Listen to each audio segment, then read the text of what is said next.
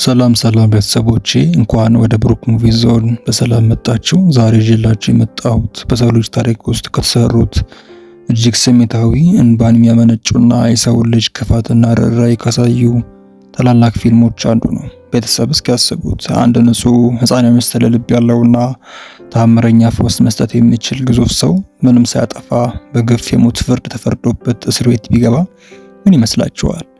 ዛሬ የምናየው ስቲቨን ኪንግ ከጻፈው ታዋቂ መጽሐፍ ተወስዶ የተሰራውን በቶም ሃንክስ ድንቅ ተዋናይነት የቀረበውን ዘ ግሪን ማይል 1999 የተሰኘውን የማይረሳ ሲኒማዊ ድንቅ ስራ ብለን እናያለን።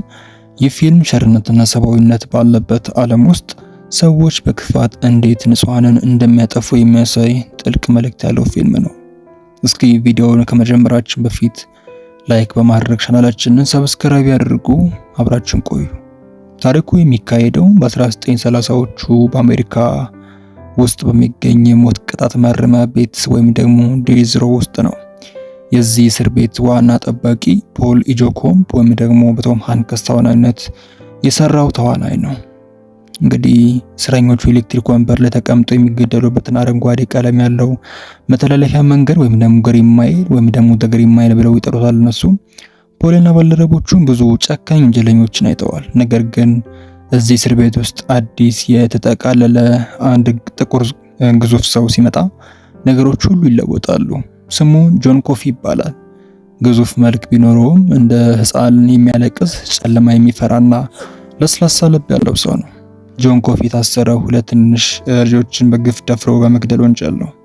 ነገር ግን ፖልና ባልደረቦቹ ከዚህ ሰው ጋር በመነጋገር ሲጀምሩ ይህ ሰው ፈጽሞ እንደዚህ አይነት አረመኔያዊ ስራ ሊሰራ እንደማይችል ከሁኔታው ይረዳሉ።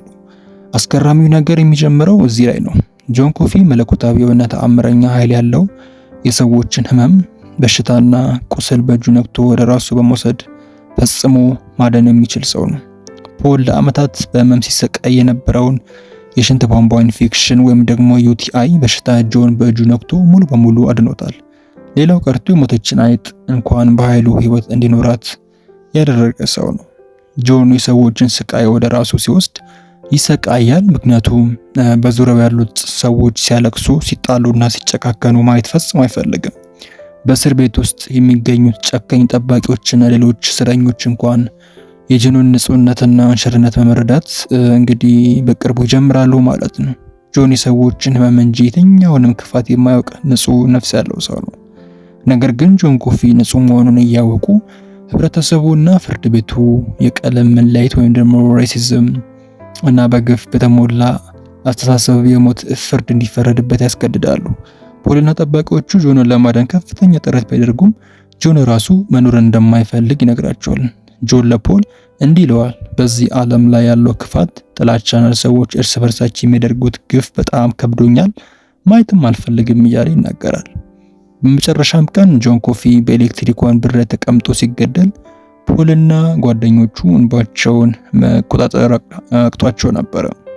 የሰው ልጅ የራሱን ንጹህ ጀግና በገዛ እጁ ሲገደል ማየት እጅግ የሚያስደንቅና ልብን የሚሰብር ቅጽበት ነው። ቤተሰብ ዘ ግሪን ማይል 1999 የተሰኘውን የሰው ልጅ ክፋትና ፍትህ ማጣትና ከሁሉ በላይ ደግሞ የፍቅርና የመጽናናትን ጥልቀት የሚያሳይ ታላቅ ሲኒማዊ ስራ ነው።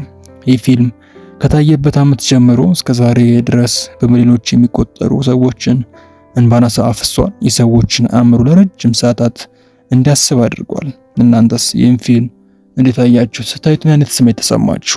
ሀሳባችሁን ከታች ባለው የኮሜንት ሳጥን ውስጥ ጻፉልኝ። ቪዲዮን ከወደዳችሁት ላይክ ማድረግን፣ ለወዳጅ ዘመዶች ሼር ማድረግን እና የብሩክ ሙቪ ዞን ቻናልን ሰብስክራይብ በማድረግ ቤተሰብ መሆን አይርሱ።